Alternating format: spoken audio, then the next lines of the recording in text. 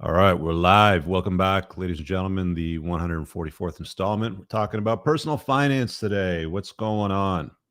Got a few things to cut. Apologies for the thumbnail. When I did the thumb art, I said let's cover 5, but I ended up jotting down 8. There's probably more, but I'm going to cap it at 8. So got some good content for you guys today on the money side. You're always asking about finance, money. If you're newer to the channel and my stuff, hi, Rich Cooper. I wrote the Unplugged Alpha. It's kind of a podcast that I'm building on the book, and I also ran Canada's largest and most successful debt negotiation company for 15 years or so. Still exists today. Total at freedom. You see it sometimes at the end of the end cards. So I know quite a bit about money, personal finance. And some of the stuff you hear out there in the mainstream, I'm going to be perfectly honest with you, it's a lot of crap and filler. So I want to dispel some of the fog of war when it comes to money and personal finance, stuff like that. Also, shouldn't take me much more than 30 odd minutes to get through this little monologue, my soapbox. So one of the other purposes of these podcasts is to take call-in Q&As. I really love interacting with you guys and taking your questions. Even if you have something that you disagree with me on and you want to challenge me on, come at me with your better solution and let's debate it. The link to call in is pinned at the top of the live chat on YouTube, and I'll drop it in all chat like a few minutes before we switch over to taking some Q&A stuff in. But if you want to queue up and head on over and you can watch the show from, I guess it's called the green room or whatever, and I'll put you guys at first. All right, let's get some fluids on the throat because I'm still coughing from the stupid cold. Almost done, but the weather's changing here, man. It was so nice for about a week and a half, like 30 degrees Celsius every day. Now it's cold and rainy, but heading down to Vegas later on this week to meet up with the boys from the community, so it should be good. All right, let's begin with a couple of the main points. Actually, before I get into the 8 points, let me say this. The common denominator for most people that end up with more, like there's more a month at the end of the money is the way that we used to put it.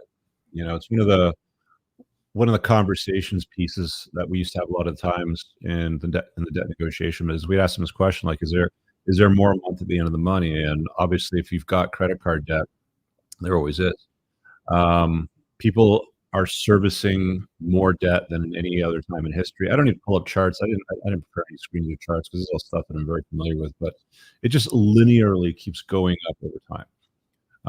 I remember in 2005 or 6, like I was talking to people when I was just getting the business off the ground, and they were like, "You're going to have a huge amount of opportunity. You're going to build lots of customers, make lots of money, solving problems like this." And there's no end in sight for people that run into money problems when it comes to debt, more specifically unsecured debt. And I'll say this: the common denominator for everybody was they always sucked at math. I'm just going to say it again. They just sucked at math. Sometimes bad things happen to good people, but if you're unprepared as a good person, bad shit's going to come your way anyway. So, when I say sucking at math, it's like, that you make a certain amount of money a month, say $3,000-$4,000 a month, but you spend $4,000 or $5,000 a month, you're going to hit the wall. You're going to run into problems. You're going to end up with more month at the end of your money, meaning if you've got more debt to service or payments to make, and the inability to save and make some real money because you're not managing your shit properly. So I'm going to go over some life-changing stuff that sort of worked for me, and take some notes or just watch it again and send this to somebody that might need to see it. The guys, it helps you build the channel and reach more people, which of course is encouraging to continue to do this because algorithms and shadow bans and all that good stuff, they just suck and they're real. It is what it is. Only advice you need is invest in cat litter and boxed wine. And that's been advice we've heard for several years now, but I don't think anybody's actually done a stock chart comparison on the ROI of investing in boxed wine and cat litter, although that'd be interesting to see. So who's up for that? All right, let's start with this. So the first thing that I jotted down here, because it was just an obvious thing to me in my 20s, Um, I got working a full-time job 22 or so in Canada. When I came back from England, I was up for a short stint for a few months and came back after school, post-secondary, and, just started working full-time. Kinda had to figure out a few, jobs, like jobs, job stands for just over broke for most people. That'll resonate. Until I found something that I sort of settled in, which at the time was, collections, because I wanted to work in an office. I knew that physical labor jobs were just not for me long-term basis. I enjoyed working with my hands, like, I worked in shops, I planted Christmas trees, did some outdoor stuff, but, I always knew that the best use of my time to sort of multiply was gonna be something to do in an office. So I came across about 23, 24 working full-time in office spaces in the third-party collection world, credit bureaus, stuff like that. And it was surprising to me. I mean, my dad instilled this in me at a younger age, but it was real surprising to me that so few people um, have any or have even begun to start saving anything, even well into their 20s, 25, 28, 29, 30. A lot of people, even in their 30s and 40s, haven't saved a dime, haven't invested in anything. They basically earn and then they spend. Even worse than that, which lands a lot of guys into problems, is they earn, there's a month left over, and they need more money to pay rent or some expense, and they go take a payday advance against their income. These businesses are just they're diabolical. Um, I had a number of them that approached me over years when I was running my debt negotiation company, and the amount of money that they make is just, like I said, it's diabolical. Like, the usury rate here in Canada is 60%. It's like 59.99%. I don't know if they've changed it, but when I was running the business, 10, 15 years ago, it was a real high number. So you could get away with charging real high interest to people for things like payday loans and payday advances, and they always had a wage garnishment built into the contract. So if you didn't pay, they can go direct to your employer and take the money there. If you moved employers, they would try to chase you down and take the money that way. Not investing in your savings future. You get all these different mechanisms and investment vehicles. Canada, you've got RSPs, TFSAs, Roth, whatever, down in the States. They're all over the place. And the amount of people that don't throw some money into it, I mean, I jotted down 15 to 20% of your income. I think that's what you should be putting aside for savings slash rainy days. In Canada, you can use um, part of your RSP as a down payment on a house, tax-free, as long as you repay the amount you transfer over for the down payment on the house within a certain period of time. So there's a lot of advantages to putting money into retirement savings, tax-free savings accounts. One of these vehicles that either delays, defers, deters tax events on your income. Uh, Doing starting early, it's time in the market. It's not timing the market. It's not, "Let's do it at this time of the year." It's time in the market. And if you've got your conventional job right now, you're living just over broke, but you're making contributions to your investments, and I'm not gonna tell you which ones to put them in. Funds are generally the safest and better way to go over a long-term basis is what they generally show. A chunk of your income, I would say 15 to 20%. Some people would say lower, 5, but in whatever you can. But the other thing that a lot of people miss too, which was surprising to me, remember I got into this large corporation, multinational. They had a fund. It was basically like a company top-up fund, and they would match up to a certain percentage that you put into the investment portfolio, and it wasn't substantial, but it wasn't insignificant. It worked out to the equivalent, and this was 20 years ago, but it worked out to the equivalent of a few $1,000s a year if you maxed out at the cap. And I still have it. Like, I still have a printed statement from what the value of that investment is into that fund, and it's a decent number, right? Like, it's well into um, high five figures. And that's just one of several. And that's just from doing that for several years, not for a lifetime, but for several years, under a decade, more than 3 years, let's say. Consistently doing that and doing it early while others just sort of opted out because they wanted to go out and get smashed and drink a case of beer on a Friday after they got paid, with their peers. Getting your money squared away sooner than later is always a better way to do it because time in the market never fails. So that's the first thing that I want to cover. Now, I get a lot of crap that comes across my feed timeline, stuff like that. Yeah, and if you guys wanna ask a question about credit score or money or debt, just wait for the call-in segment or drop chat so it pops on my screen so I see it.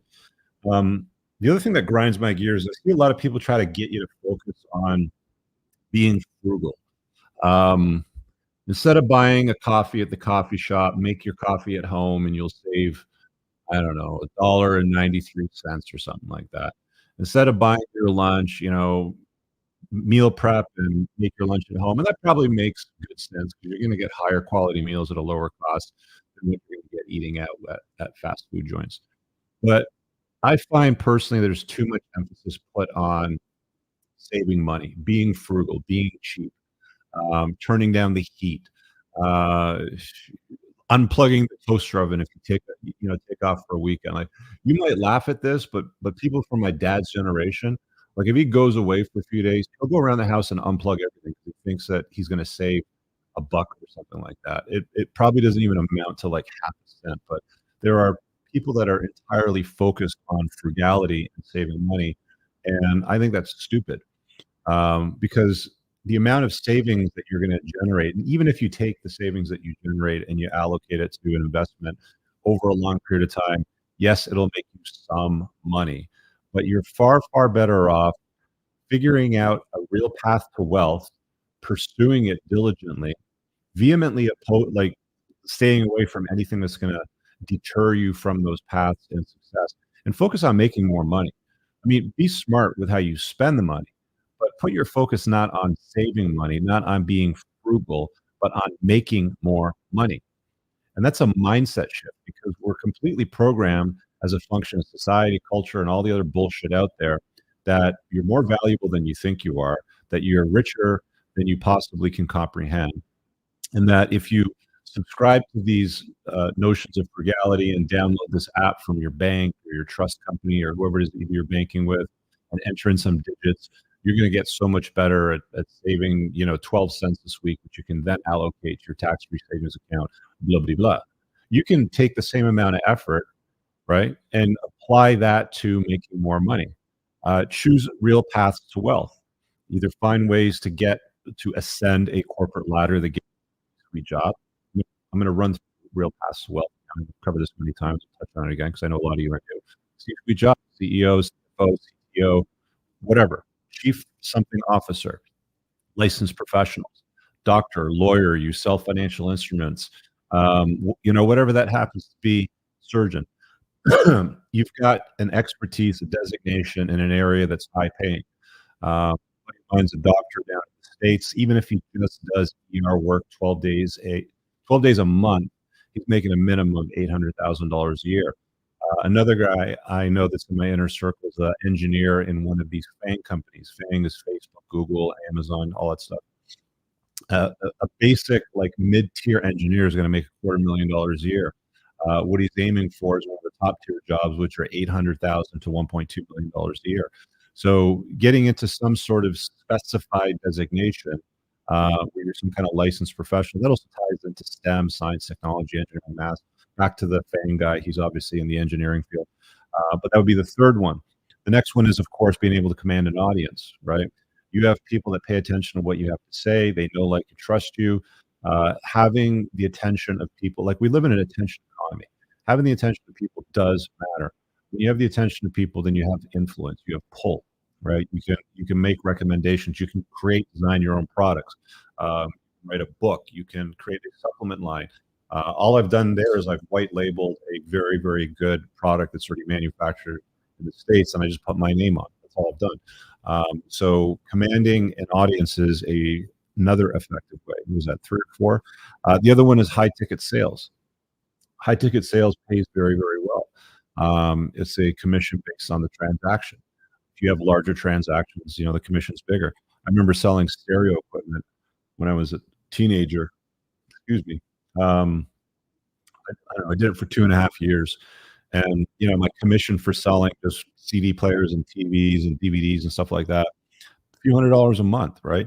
You move into something that's high ticket, luxury jets, like luxury items, luxury boats, yachts, sailboats, luxury cars, exotic cars, luxury real estate, like in excess of $5 million, right? You get into these big ticket items, you can make fat stacks of cash, right? So instead of focusing on, well, let me go make my own coffee at home and I'm going to put it in my spreadsheet and track how I've saved, $1.03 doing this one small task and I'm going to compound it here and there. Sure. Is that effective at saving you some money? Is being frugal going to save you some money? I watched my dad do it his entire life. My dad came from post-war England. He came from a time where they had rationed eggs, potatoes, bread, even buttons. They fucking rationed buttons, he was telling me. So these guys are frugal as hell. And I've seen frugality do a small amount, but it is not going to be a game changer for you. The game changer is figuring out how to make more money.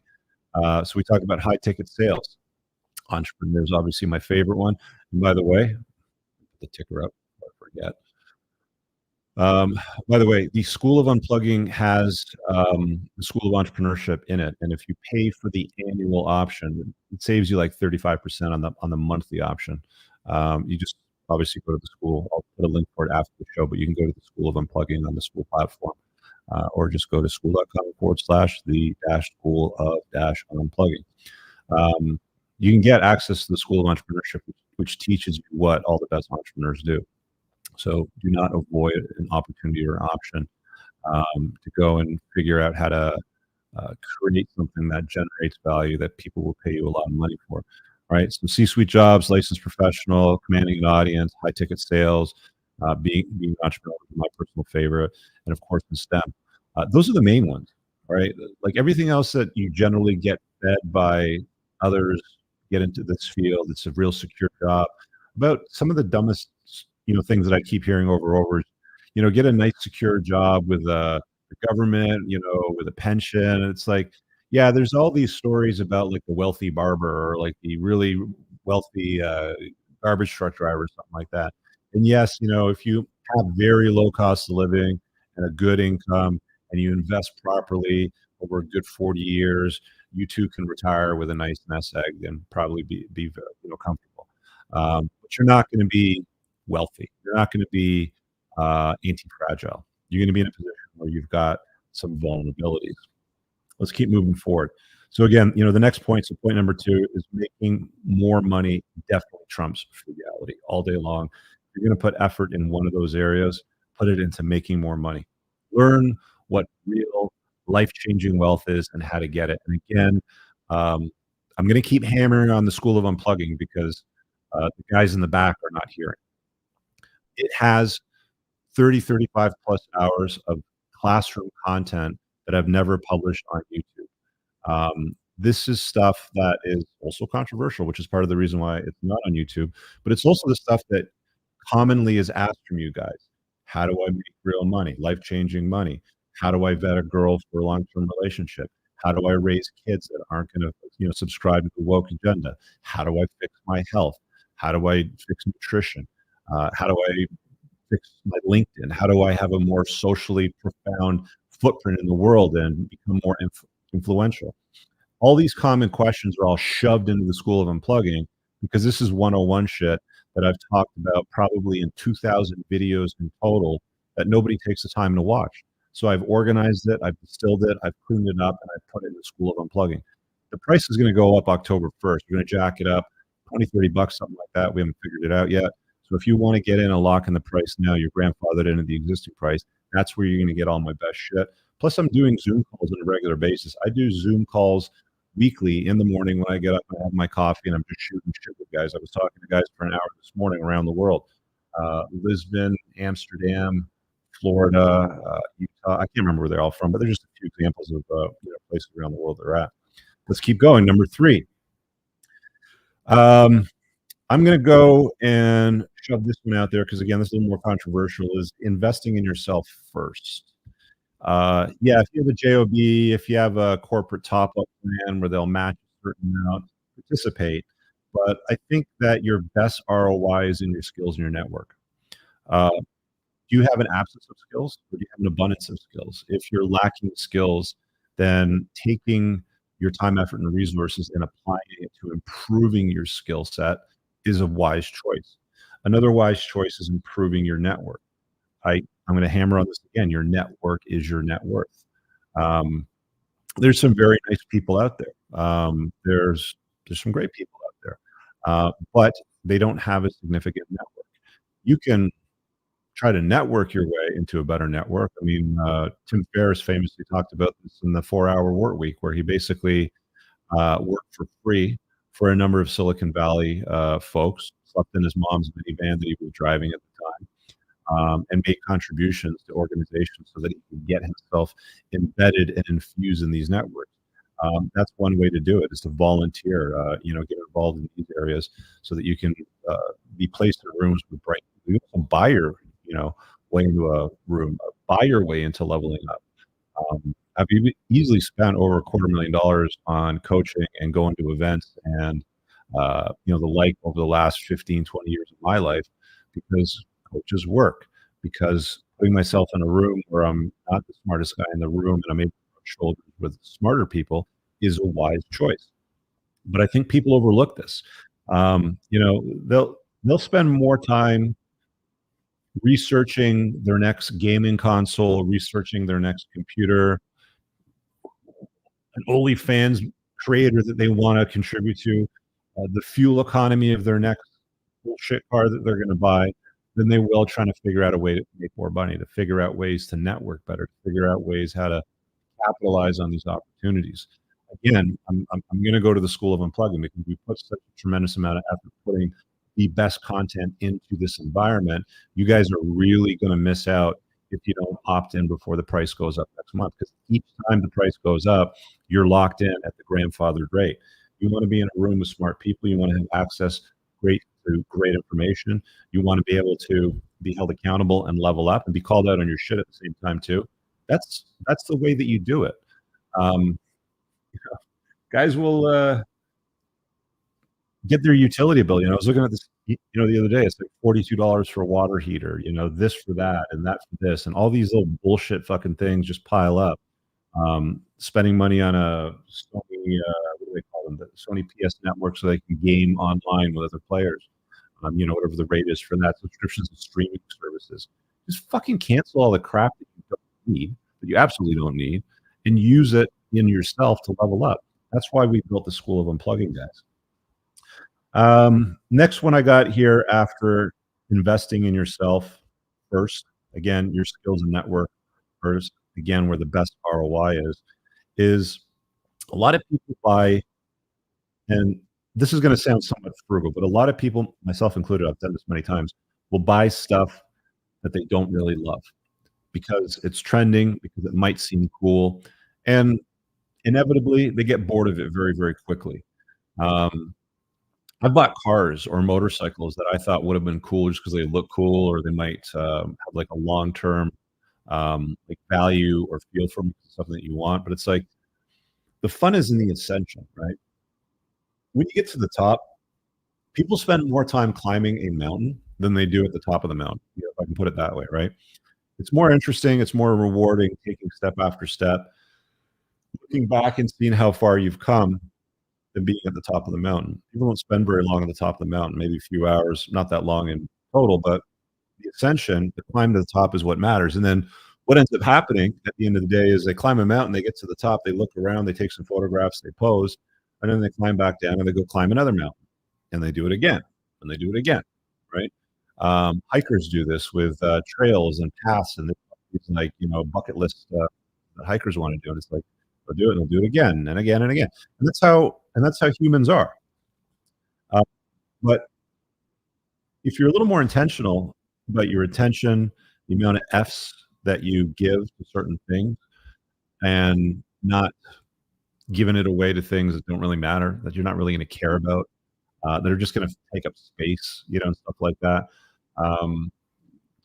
Don't do it, one. Or two, if you've done it and it's sitting around doing nothing for you, just sell it. Put it on Facebook Marketplace, whatever. Just dump it. Just get rid of it. So it's out of your way. It's out of sight. It's out of mind. Next point I got in here is delayed gratification. This is a word that's gonna be unfamiliar to many of you guys, especially the younger generation. Um, when my granddad told me the story, half my family's from the UK, but there was a very, I mean, it's probably still popular, but Marks& and Spencer was one of the biggest department stores there, and let's say you wanted that woolly sweater over there. You'd go and work, you'd go to Marks& and Spencer, you'd make a layaway payment, so you'd have the delayed gratification notice. It's hardwired into their psyche back from those eras. And then you go to work and you'd go back and you'd make another payment. Maybe after 3 or 4 installments, when you make the last payment, delayed gratification, you take that sweater home and wear it. You didn't have the notion of credit. It was layaway. It was making installment payments on something. When you paid for it, then you could take it home. But in things like when it comes to investing, you're too many people go for the quick fix, the get rich quick scheme. The invest in this obscure bullshit crypto. Number 18,821 on this chart, and you're going to be a crypto millionaire. Sure, maybe 1 in a million, maybe 1 in 500,000 people really like knock one out of the park, and they blow the doors off it. Um, but it's not a winning plan for the vast majority of people out there. Hoping to make money right away, hoping to get rich right away with your investment strategies. Again, time in the market is better than timing the market. Time in the market is gonna win 99% of the time when it comes to trying to pick winners. Just time in the market, in that fund, in the index fund, whatever it happens to be. Just consistently doing it, starting at a younger age, and consistently being there for it. You understand? Um, talk about delaying purchases. Um, Big purchases, and I made a note here, should not exceed 5 to 10% of your net worth, right? So this is a rule that I created for myself years ago when it came to cars. I have a strong inclination for fast cars, fast motorcycles, and stuff like that. And I would always say, look, if I can buy this many times over, or if it's worth less than 5 to 10% of my net worth, then this is fine. This isn't that big of a deal. So some people will be like, "Oh, you're wasting too much money on a $300,000 car or exotic or Porsche, whatever." And it's like, maybe for you, maybe that's a lot of money for you. But when you put time into yourself, your net worth, and your wealth, and building stuff and having all those things, it doesn't. 5% is 5%. Just be intelligent about it, right? Um, Again, delayed gratification is very, very important. A lot of people I find today, they want to pop a pill and lose, 15 pounds in 2 weeks. That's why things like Ozempic are so popular, right? Semaglutide, whatever the ingredient is, but all of these, lose weight injections are so popular with people because it's easier for them to take an injection and lose the weight than it is to move more, eat better, sleep better, and all that sort of stuff, and do the work in life. So they go and chase fast stuff. Put this cream under your eyes, lose 20 pounds. That's why you get these, losers. I don't care. I'm going to call them losers, but it's like, if you're getting something like liposuction, you're lazy. I'm just going to say it. You should go out there, healthy, exercise correctly, and, put the time into it. Delayed gratification, but it's always quick fixes, right? Quick fixes. There's things that you can't quick fix that you might have to pay for. But for the vast majority of you guys out there, you can solve a lot of your own problems by delaying gratification and putting the time and work and the repetitions in to get what it is that you're looking for. Next one. You're going to have to measure what you want to manage. So if money is something that you want to manage, if wealth is something that you want to create, if debt is something that you're working on eliminating, you need to track it. It's going to be honest. You don't need to buy a fancy app with a tracking metric or whatever. I mean, a lot of banks have them built in. They're okay. They work. A simple Excel spreadsheet, month at the top, what it is on the left-hand side. Like, let's say that you're tracking your net worth. Month at the top, year. Left-hand side, what is the item? Your crypto bag, your TFSA, your Roth, your RSP, your outside of that investment account, your precious metal holdings, blah, blah, blah. Write down the list. Every month, you're going to make a note as far as what the income is. And you just auto sum it. I'm not going to create a chart. Like the lazy guys would be like, Rich, can you give us your chart? No, you can't have my chart. My chart has my shit in it. Go make your own chart. Very simple. Excel is like, I am not a whiz when it comes to Excel or any of these formulas that you have to bury into it. Track what it is that matters to you, right? If losing weight matters to you, track it. If making money matters to you, track it. You're only going to manage what you're measuring. And just it takes an hour or two at the start of the month. The first of the month comes around, you sit down, you enter everything in there, done. And then you compare it to the next month. You can quickly, when you auto sum them all, take a look at the trend on what your net worth looks like. Very easy to do, guys. I mean, if you don't want to make your own Excel spreadsheet, then just go search on Google or whatever and go, wealth tracking spreadsheet. You'll probably find lots of blogs out there where they're all embedded in, and you can just, rip one off and stick yours in it, right?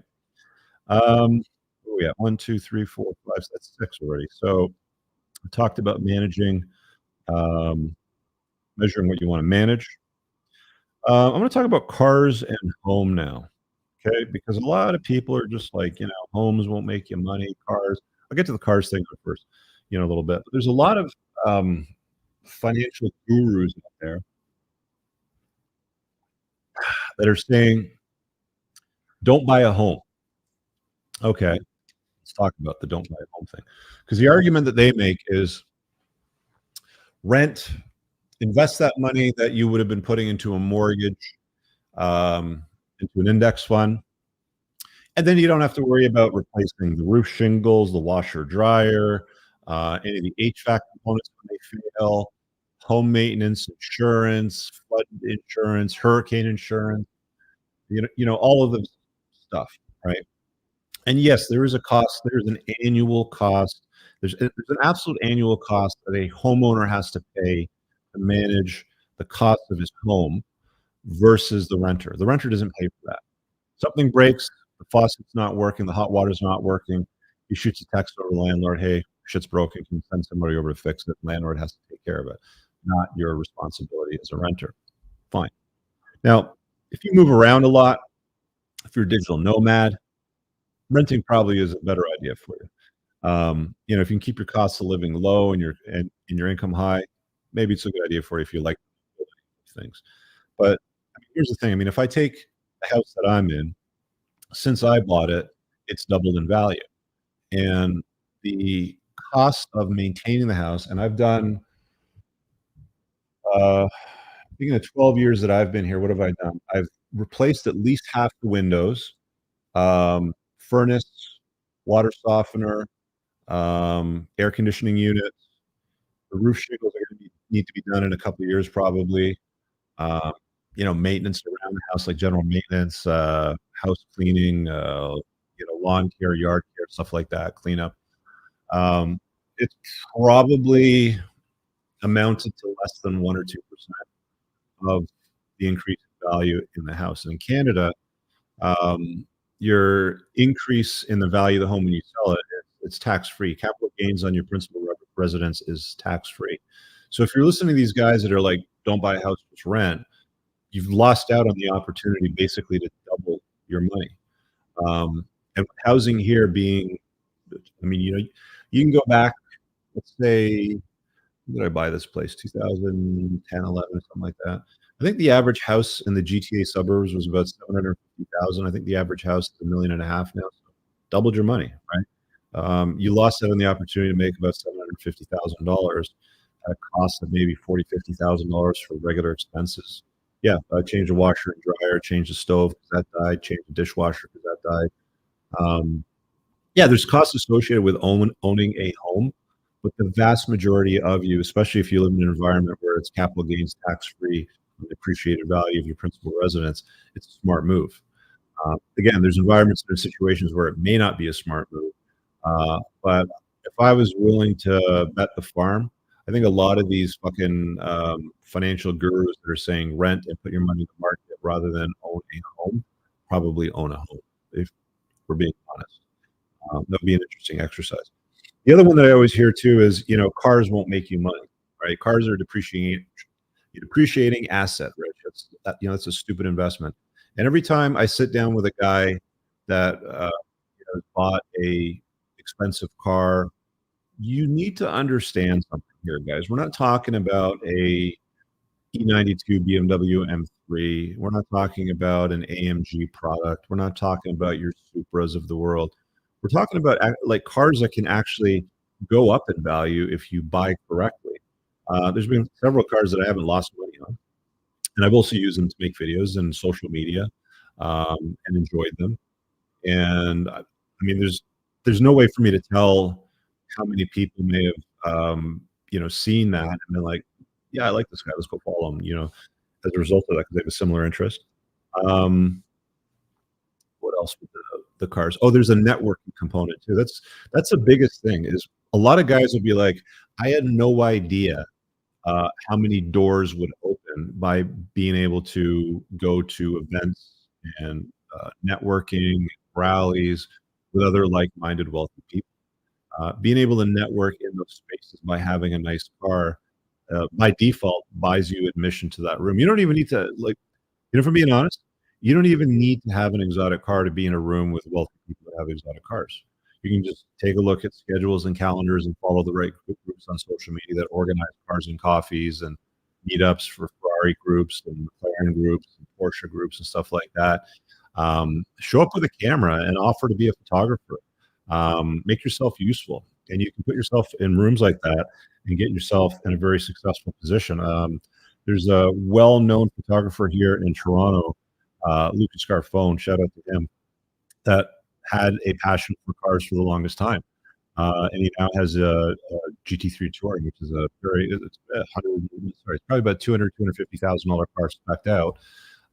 And he's managed to buy that just to be a photographer for high net worth individuals, showing up at car and coffee events, track days, photographs for a lot of the major brands when they have a new, release of a vehicle, a new press car, they fly him out, stuff like that, right? So don't think for a minute that the mainstream saying houses are a bad idea or nice cars are a bad idea. Are they, or are you capable of leveraging them to make money? Um, TJ, Exotic Car Hacks. I'm Canadian. I don't follow his system for moving through cars, but he seems to swear, and he seems legit, as far as I can tell, that you can get in and out of cars without losing any money, in some cases making money on almost all of them. Then he talks about the buying cycle, what time of the month to buy, when the depreciation curve, you want to get into that car and get out of it. A whole bunch of things. Like I can go back to the R8, right? Like if you guys go back to the R8 years, 2017 to 2020, I think I had that car. It must have been 3 or 4 years, I think, because I sold it 2021. I made $30,000 on that car. Legit. So not all cars will lose money, right? You buy the right spec, with the right options on the car in the right market and sell it in the right market, you're not always going to lose money. So don't be afraid to figure those things out, right?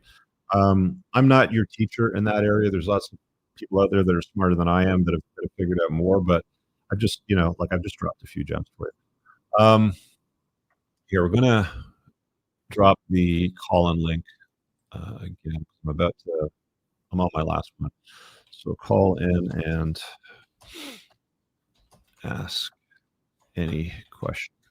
And I've got time to take quite a few questions, so I'll drop that StreamYard link there.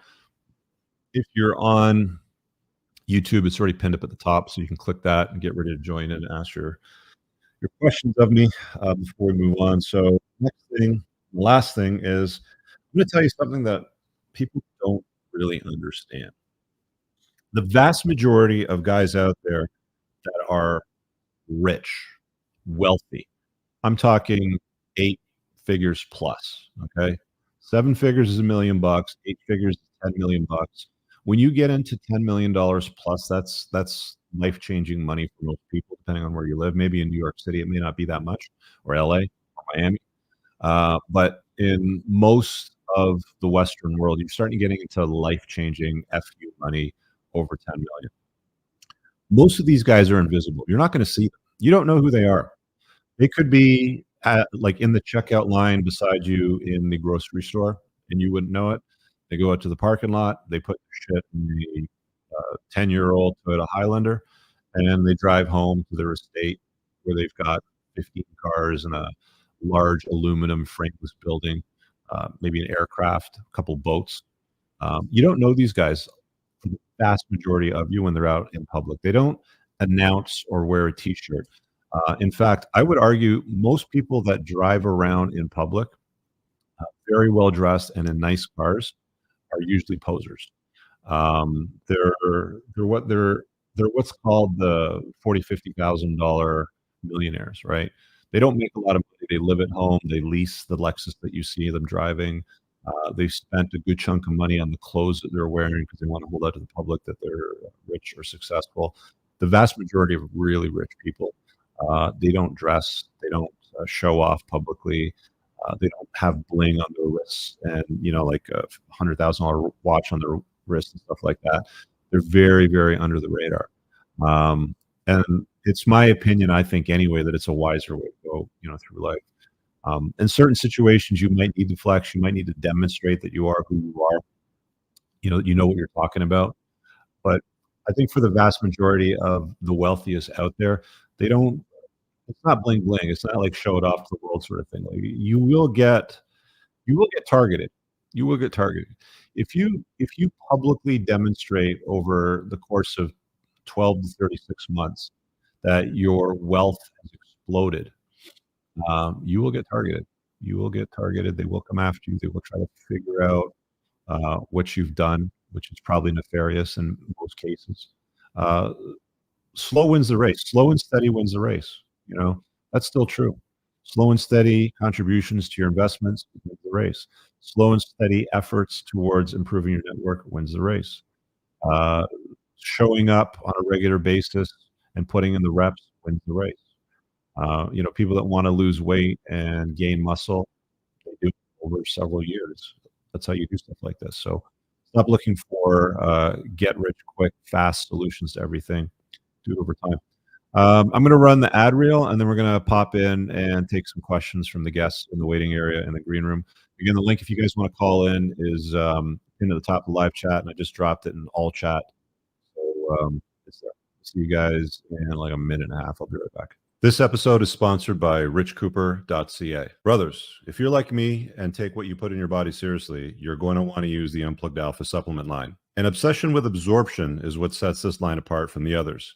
You want to make sure that you absorb as much of the supplements as possible so you don't end up peeing out expensive urine. My supplement line is made in the United States from the highest quality domestic ingredients, and unlike cheap supplements from China in plastic bottles, mine ship in dark glass bottles to keep your supplements fresher, longer, and won't seep endocrine disrupting plastics into your supplements. Nothing is a hard tablet. Everything is in an easily digested, bioavailable capsule. You can filter all products by their various categories, including testosterone support, estrogen metabolism, fat burning, immune health, sleep support, and performance. Visit theunpluggedalpha.com/shop and use the subscribe and save option over here to get 10% off your supplement order, or use coupon code ALPHA10 for 10% off a one-time order to try it out. Men, if you want to know everything that I know today that I wish my dad taught me in my 20s, join the School of Unplugging. There are over 30 hours of lessons currently, a well-organized discussion board, and weekly Zoom calls held by experts with backgrounds in strength, nutrition, finance, investing, and entrepreneurship, all for one low monthly membership. Visit richcooper.ca and on the courses tab, hit the School of Unplugging and get started here. Guys, make sure you visit my website for my communities, requesting a private one-on-one consultation, or learning about my future events. And don't forget to opt into my email list over here to get my newsletter. Let's get on with the show. All right, we're back. Let's get into the call-in stuff. Again, the link is pinned in the top of the live chat, so just hit that. We'll get, we got a gal waiting here, Tara. Let's do Tara first. How you doing? Hi, great. How are you doing? Good. Thanks for taking my call. I suppose they still call it a call, right? Yeah, we'll call it a call. What's going on? So I apologize if you already addressed this. I joined partway through, and from what I've noticed of your content, you seem very much to be a proponent of people owning and running their own businesses. So it's along those lines. Yeah. And I also understand, I think most countries have a similar tax code. So my question is your opinion about write-offs, and specifically if it is ever a good reason to specifically go for a write-off. What kind of write-offs more specifically? Let's just use an example like a vehicle. So a couple of Yeah. years ago, I profited pretty well in my business and I was going to pay a significant amount of tax. And what I chose to do is actually buy a vehicle. I didn't buy it for cash, I actually financed it. Mhm. And I bought a vehicle that was within the US tax code. I could write off 100% and over a number of years. And so Mhm. instead of paying tens of thousands of dollars in Heavy taxes, vehicle based on like pickup truck, SUV? right, it was a 3,000 pound or Yeah. more. Mhm. Yeah. Yeah, you should definitely figure out what you can take advantage of in the tax codes. Just about every entrepreneur I know in the States has a Raptor or a G-Wagon because they're both over 3,000 pounds, right? So guys like fast trucks, so they'll buy a Raptor or a G-Wagon. Um, Absolutely figure out what opportunities you can divert to enjoy and own a product or service that your business can pay for. So that's a good example of vehicle. Client meals and entertainment's a big one. Pretty much every time you're out, you're essentially telling the government that that you have a meeting with a client or a customer or a vendor, and you're running that as a business expense. Whatever you can run through the business, uh, run it. And sometimes it's better to ask for forgiveness than permission in some cases. But talk to your accountant more specifically about the areas that you can optimize and take account and credit for. Like if you run a home office, there's a certain amount or a certain percentage of your home that you can expense utilities or rent or mortgage payments through the business. There's all kinds of opportunities. Like you got to ask your accountant question. Like people don't think to ask questions like, okay, well, I make a lot of videos in my car, so that makes my car an in-car studio for entrepreneurs in cars. I should be renting that to my business because it's a personal vehicle in some cases. So let's figure out how to run that through and expense it through the tax code.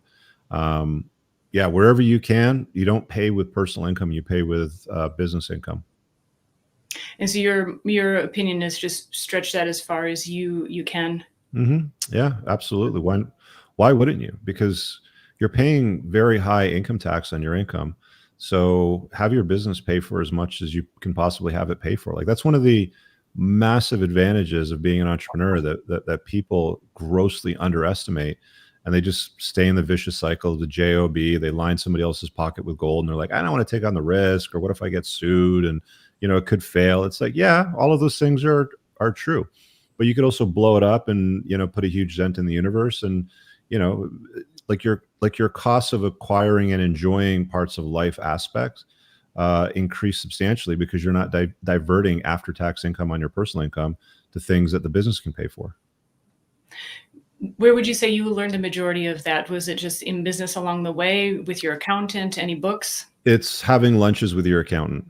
Accountants are very, very they're bean counters. They want the T's crossed and the I's dotted, and they don't want to do anything that looks risky.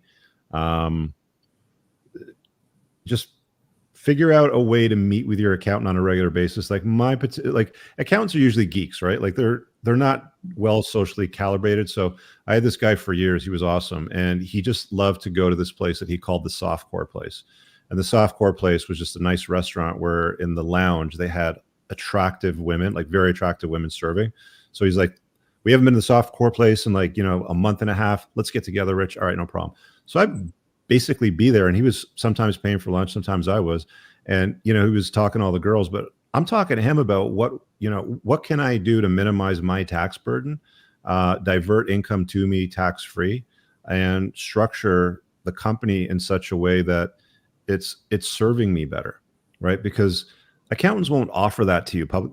They won't be like, Tara, do this, that, and the other thing because we'll save your taxes. Like you got to ask some questions and start to push into areas because some of the stuff they don't even think about, right? Like they're very conventional when it comes to entering the ledgers, making sure it all reconciles and all that sort of stuff.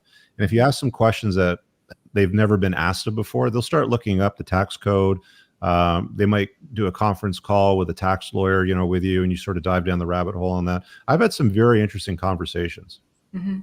Do you look for a specific type of accountant, maybe that works with entrepreneurs that are pushing it and they're maybe a little bit more comfortable? Yeah, they don't generally push it, but yeah, you have to push them.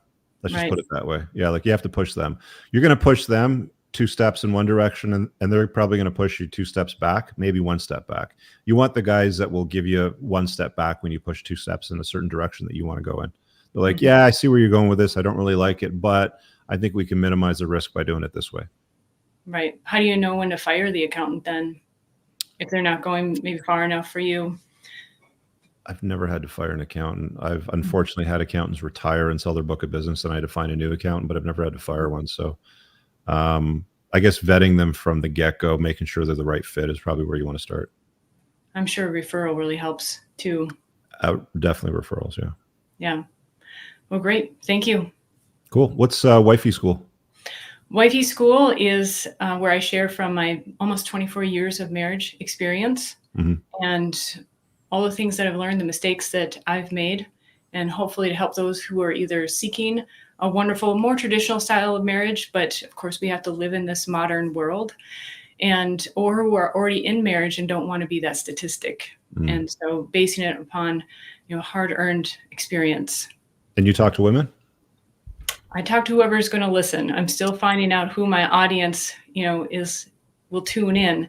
But my aim, I'm aiming to talk to women. Yeah. It's tough, because they don't generally want to listen. The thing that I found in my conversations with the gals when it comes to, because they want to get right and get a relationship at some point and have a family, is they usually wait too late, or they get to the point where they realize that they have to make some significant changes. Again, where it generally tends to be too late for them. So it's like, if somebody can figure out a way to get to the women in their 20s before they go and make a whole slew of bad choices back to back, which lower their value and make them a lot less attractive to the guys that they want to be with, we've solved a lot of the world's problems. But I don't see that happening anywhere just yet. Yeah, I've tuned in a lot to your podcast and observed the ladies' night as well, and heard that. Yeah, I'm surprised you didn't come on one of those shows. You seem like you. Well, I started chiming in a little bit late, and you guys were already phasing out. Otherwise, I would love to have joined you.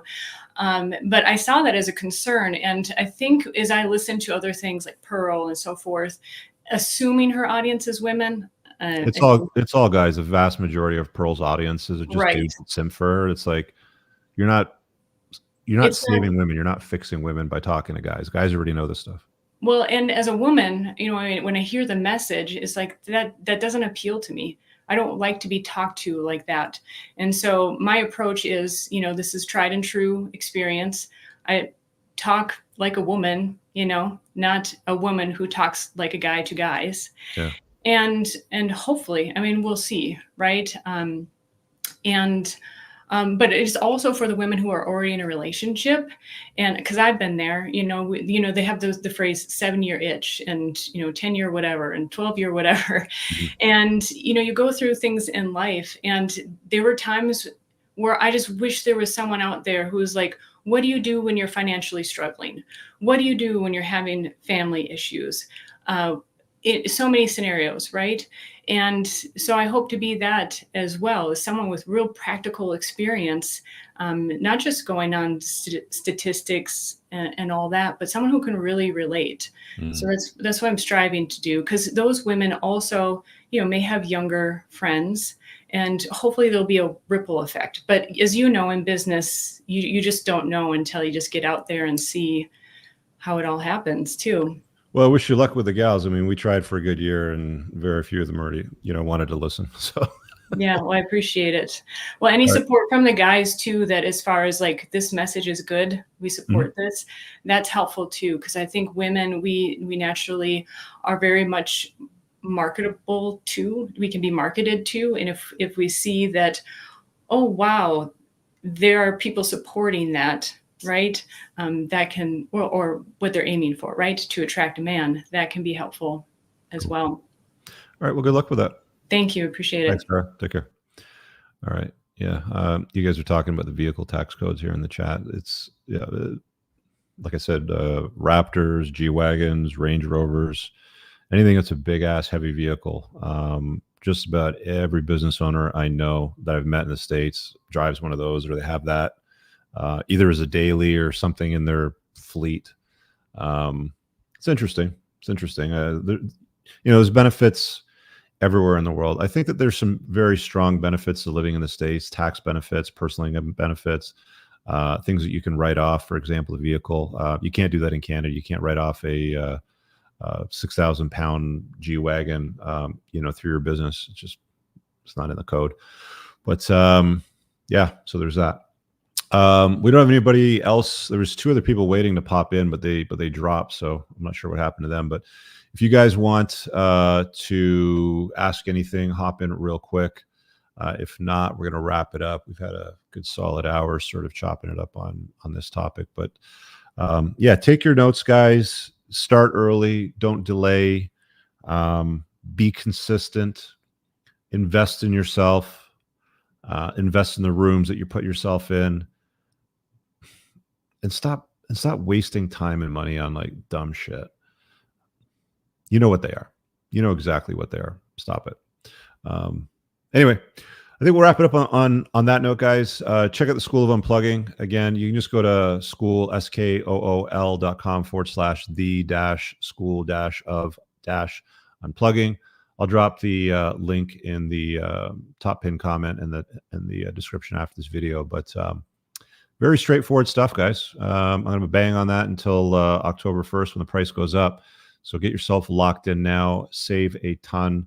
And if you do the annual option, you save like 35% on the monthly billing, and you unlock the School of Entrepreneurship, which is a flagship course that I've sold for as much as $19.97 over the last several years, which included my coaching. I'm not including coaching specific to entrepreneurship in the School of Unplugging, but I do regular Zoom calls. So if you want to pop in during those schedules, you can ask any question you want. It's very straightforward and awesome. See you guys. All right, guys. If you enjoyed that podcast, make sure you visit my website at richcooper.ca to learn more about my courses, my book, The Unplugged Alpha, community, or booking me for private coaching. Also, if you are a Canadian with $15,000 or more of credit card debt and what you are doing right now isn't paying off the balances, then visit totaldebtfreedom.ca and hit get a free quote to see if you qualify to settle your credit card debt for less than you owe today over the next 48 months. Make sure you check out the top pin comment